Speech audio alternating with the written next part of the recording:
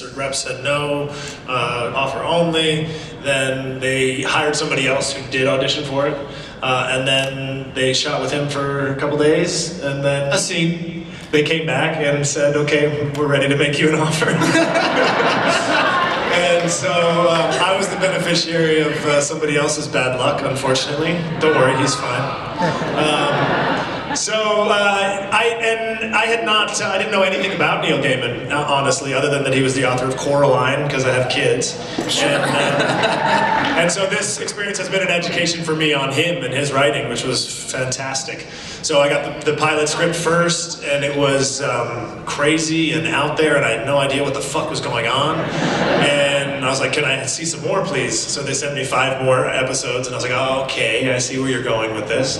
And the character started to get fleshed out a little more, and I started to see where they were going with it. And then before I took the job, I just said, fly me to New York and let's do a hair and makeup test and see if we can, figure out a look that we like for the character. Because he's so... Was that a you're hot? You're hot, Pablo, you're so hot! Well, thanks. We all know about the heat level that's happening over there, so...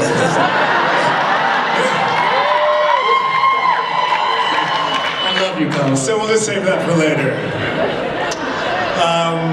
Where was I? God, I get so distracted when Ricky talks to me. It's so hard, I have to look away. Okay, somebody remind me where I was, please. New York, testing for the look. Yeah, so we did a hair and makeup test in Toronto, and they put a wig on me, and apparently they had used the wig that they had used on the last guy, and it didn't fit, and it looked terrible, and I looked like a homeless bum, like really, really, really bad. And I said, okay, well, let's not do that, but let's try something else. Let's cut the sides of the wig out. And so we cut the sides of the wig out, and suddenly it kind of came to life. I was like, oh shit, that's him. And it all kind of went from there. And so then I said, yeah, okay, I'll do it. And then we shot.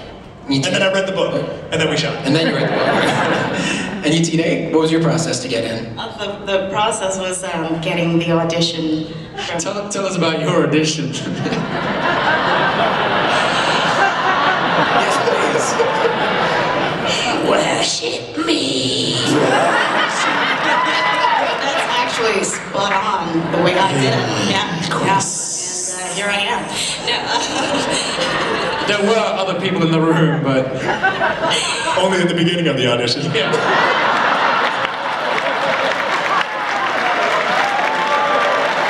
Last woman standing. It came out then.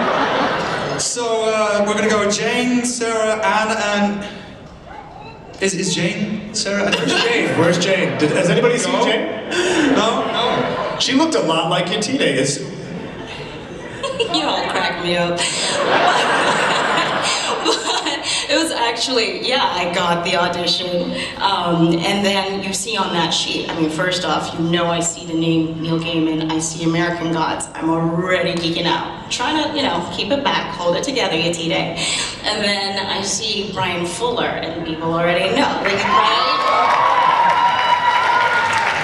So I'm going, okay, this just keeps getting better and better. Then I see Michael Green, and I'm going, okay, I'm about to pass out, but all right. By the way, go to the cinema this Friday. Yes. Watch Blade Runner by Michael Green. Yes. Let's break some box offices and make him a happy man. And then he'll make American Gods Season 2 even better. As you were. I felt very military. I'm not sure. Okay. But yeah, then I see all these incredible names on top of American Gods, and I see this character of Bilquis that I have now had 15 years to think about and let it resonate a little bit. And I know we all laugh, but it was actually a very emotional audition. Brian did a couple of redirects in there, and I was in tears by the end of it, just this whole idea of loss through it all.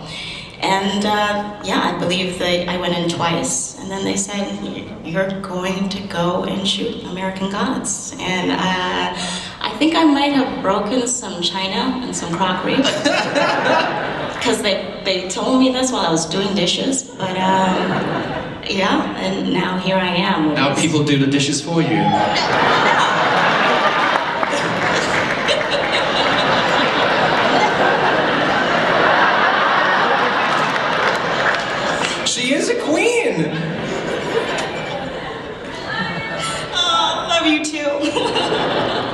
Ricky, how'd you get your part?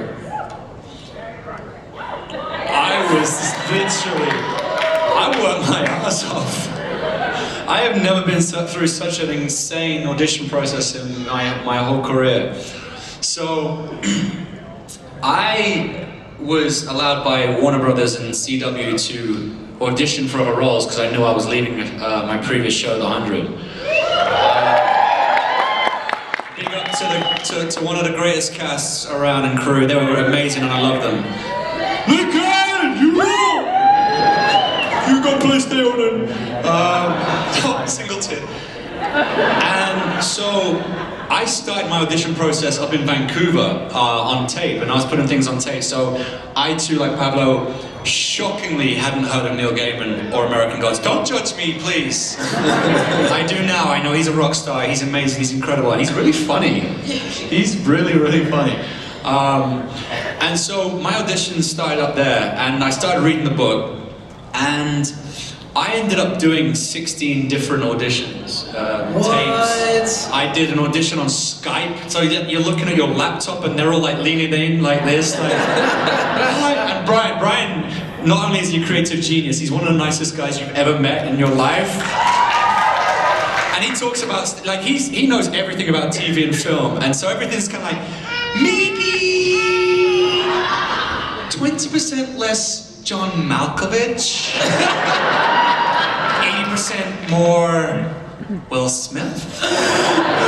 That's how he talks. He's amazing. I love him. But he gets into your head, so you know exactly what he's talking about. So I had this audition on Skype, and it was just crazy. And then I feel like he made it real easy for you with that direction, though. That's John Malkovich, more Will Smith. Yeah. You're like, yes. I don't know why those names came to my head. I'm sorry. Bless Kevin Spacey. And so I ended up going down, and basically Michael and Brian, they liked what they saw, but they said that I was too close to Shadow Moon in the book. In the book, Shadow Moon is very blasé, he goes along with everything. His dead wife turns up and he's like, there's my dead wife. Wow. And it's all internal monologue, and so we had to try and lift Shadow off the page a bit more. I mean, he's still broken, he's still vulnerable, and that's how Mr. Wednesday is able to manipulate him at the beginning of the show. But we just needed to lift him up more. So I worked with Brian and Michael through a couple of weeks. So over a 5-month process, we managed to kind of really mold Shadow Moon. And I think if it wasn't for all those 16 tapes and 5 months of working, we wouldn't have got to where we did. So I was very grateful for that, and you know, I'm looking forward to where we're going to take Shadow